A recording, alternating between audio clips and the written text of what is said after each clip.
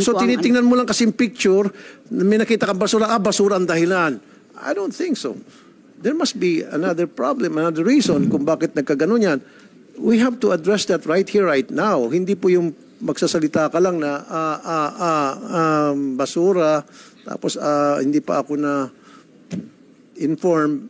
Come on, you should be on top of this. Kung may mga ganun insidente. Kasi wait a minute, since nagkaroon natin ng earthquake, and I believe we have to suspend muna kasi baka magkaroon ng aftershock.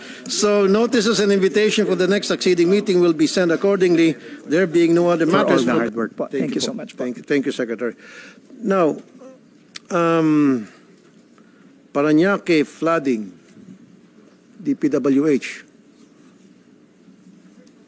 Ano nangyari po yung sa baha sa Parañaque nung May 12?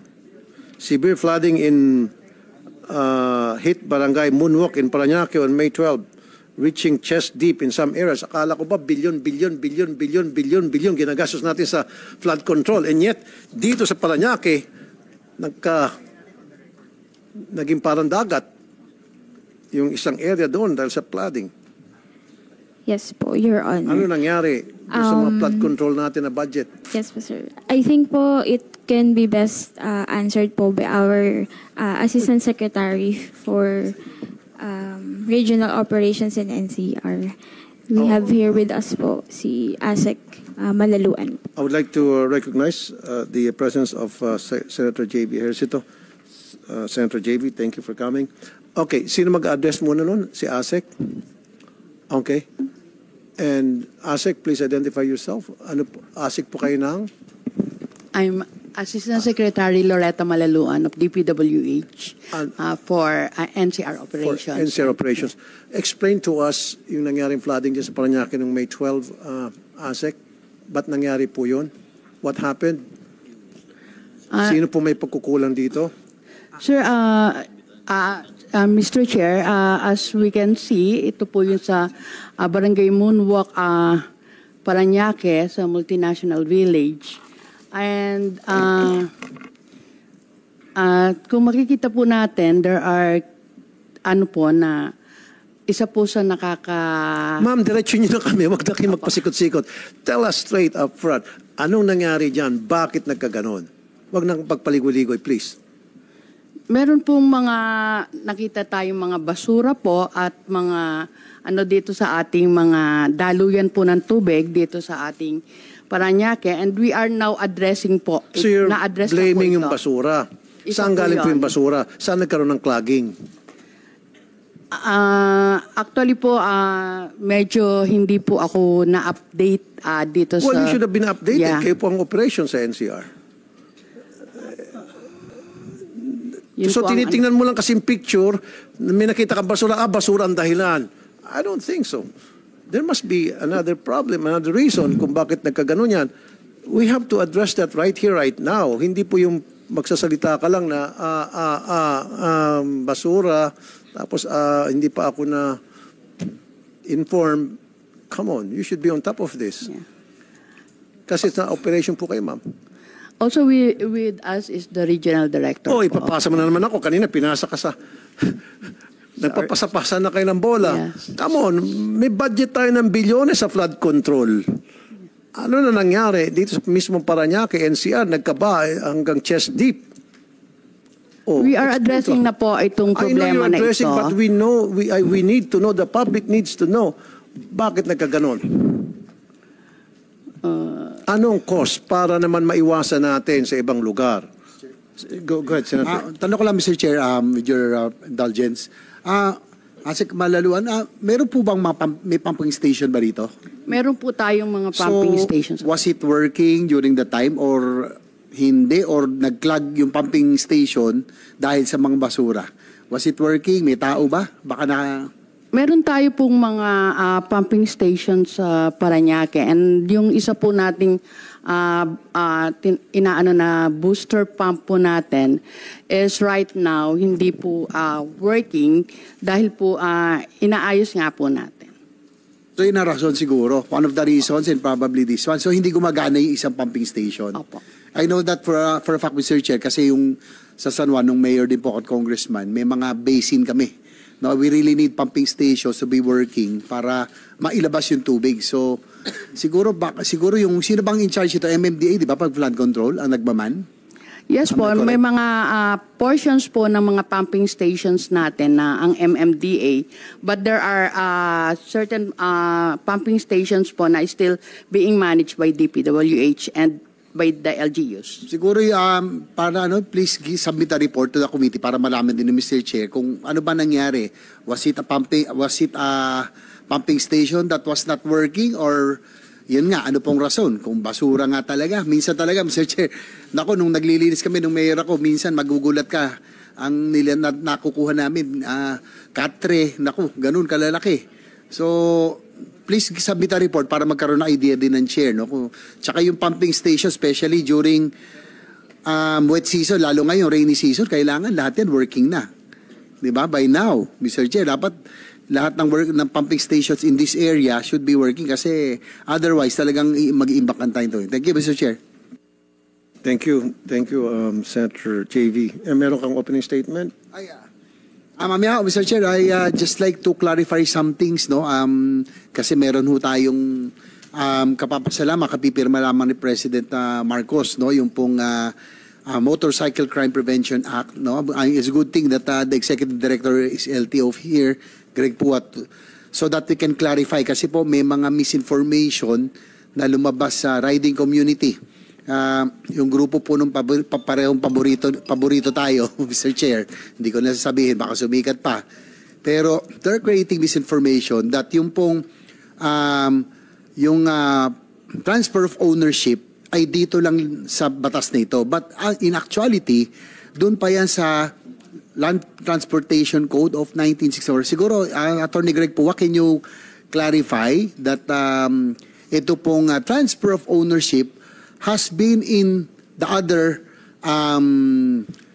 laws, no, that were passed, no, prior to this, itong amendment na kasi ito, no? Prior to doble plaka, meron na tama ba, may mga batas na nagsasaad na dapat yung transfer of ownership ay nire-rehistro sa LTO for crime prevention. LTO, Attorney Puwa. Good morning po, Mr. Chair. Yes po, tama po kayo, Mr. Chair. Kasama po yung requirement na i-transfer po dapat ang ownership sa atin pong RA 4136 na 1964 pa po. And then we have the old anti-carnapping law, which is a 1972 po. Required din po na i-transfer yung mga nabili po na sasakyan. Otherwise, it is presumed as carnap. And then, meron din po tayong 1992 Memorandum Circular sa LTO signed by then ASEC Browan requiring the transfer of ownership within 30 working days upon execution po nung deed at i-report po sa LTO. 20 working days? 30 po nung 1992. 92 po. And then, nung 2016 po, na-amend po ang ating anti-carnapping law. Dito po nailagay yung 20 working days na kailangan pong i-transfer po yung mga nabiling motor or sasakyan. Otherwise, it will be presumed as carnap. Kasama po ang four wheels dito, no? Hindi lang po for motorcycles. Tama po, Mr. Chair. And then 2019 po, Mr. Chair, doon na po lumabas yung Motorcycle Crime Prevention Act. Although ang nakalagay po doon ay reporting lang. Reporting and transfer. Now, dito po sa bagong batas po, yun po yung 20 working days shall cause the transfer of the motorcycle ang nakalagay po. So just to clarify, Mr. Chair, no, yung pong dating batas, nandun na sa mga dating batas pala ito. Mula 1964, nakailang may AO na rin. So to clarify, hindi po ito introduced dahil lang dito sa amendment. Tama po ba? Tama po, Mr. Chair, and in fact, reading of the new law po, medyo mas magaan po siya kaysa doon po sa anti-carnapping kasi sa anti-carnapping law of 2016, ang nakalagay po shall be registered within 20 working days.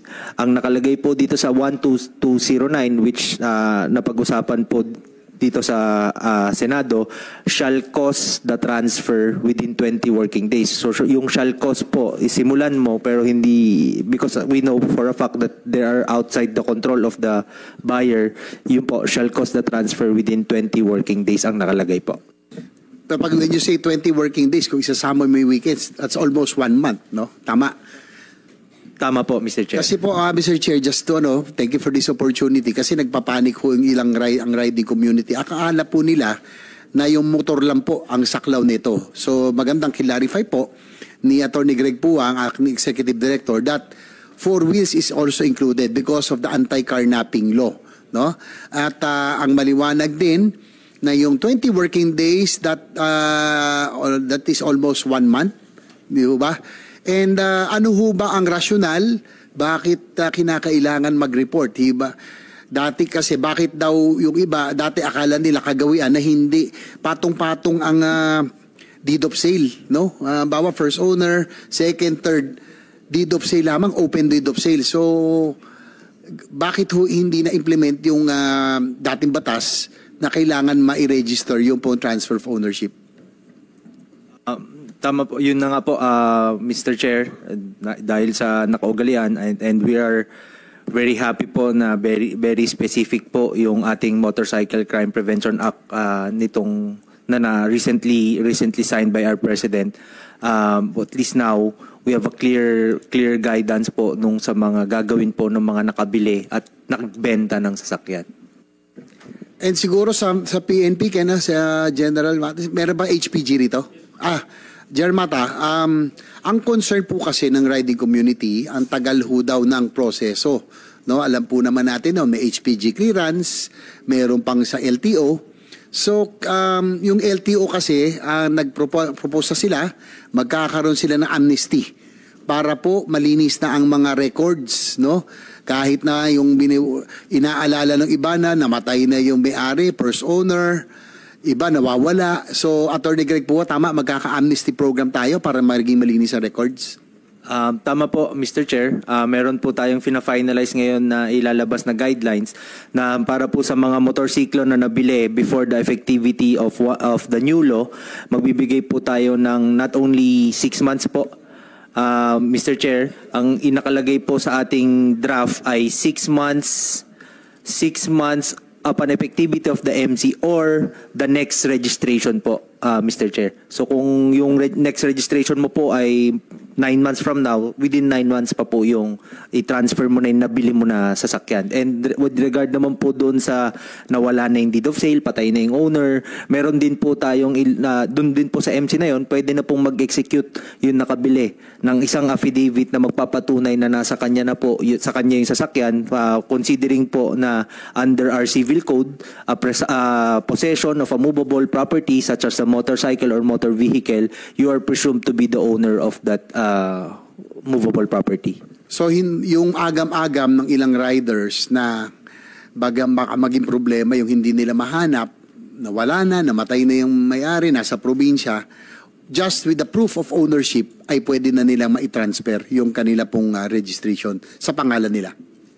Tama po, Mr. Chair. In addition to that po, with our recent meeting po, ang sabi nyo nga, kung dapat mapadali, we are developing an online platform po para po hindi na po pumunta muna yung atin pong kababayan bago po, hindi na mag-absent para sa mga transfer of ownership. Maganda balita, Mr. Chair, kasi marami sa mga riders natin nagtatrabaho at ginagamit sa hanap buhay at sayang yung araw na yon.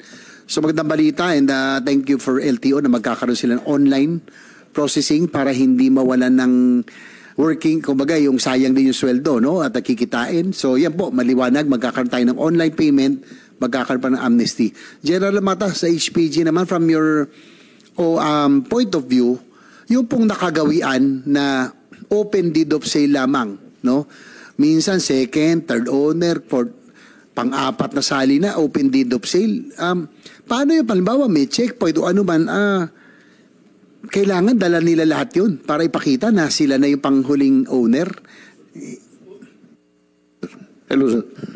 Sa experience ko, umabot ng ilang araw bago tanggapin yung alarma. Pero ngayon pala, pwede over the phone lang. Wag sir. Wag, itigil niyo yan, sir.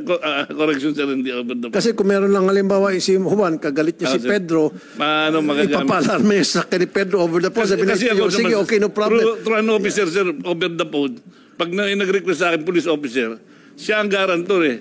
Lalo na pag yung, wini-wave ko, personally, nagpapakandak ako ng validation. Kasi, lalo na pag ang level ko, director, hindi na naman i-release yung name niya na magpa-alarm sa akin na hindi totoo. Na-receive niya yung alarm, he first receive yung... Kaya mga exception to the rule yun, sir eh.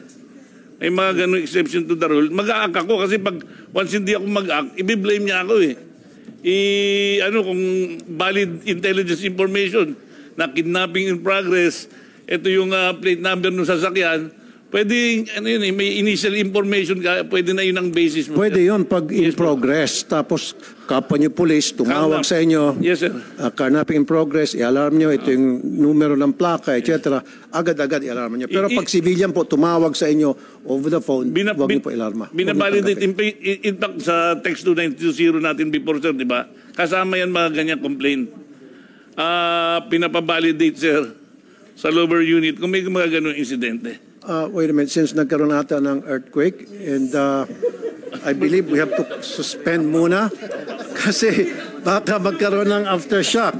So notices and invitation for the next succeeding meeting will be sent accordingly. There being no other matters for consideration, thus hereby